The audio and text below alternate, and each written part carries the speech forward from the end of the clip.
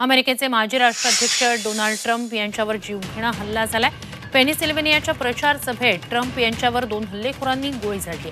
Trump यांच्या उजव्या कानाला गोळी लागल्यानं ते जखमी झाले। या गोळीबारातून ते थोडक्यात वाचले। राष्ट्राध्यक्षपदाच्या निवडणुकीसाठी ट्रम्प सध्या प्रचार सभा घेत आहेत। पेनिसिल्व्हेनियात सभा सुरू असतानाच हल्लेखोरानं ट्रम्प यांच्यावर गोळीबार केला। सुरक्षा रक्षकांनी ट्रम्प यांना तातडीनं घेराव घालत सुरक्षित ठिकाणी नेलं। सुरक्षा रक्षकांनी हल्लेखोराला ठार केलंय, तर या हल्ल्यात एका नागरिकाचा मृत्यू झालाय। हल्ल्यानंतर ट्रम्प यांनी ही प्रतिक्रिया दिलेली आहे। काय म्हणाले डोनाल्ड ट्रम्प पाहूया। ही त्यांची प्रतिक्रिया आहे। आमच्या देशात अशी घटना घडू शकते यावर विश्वास बसत नाही।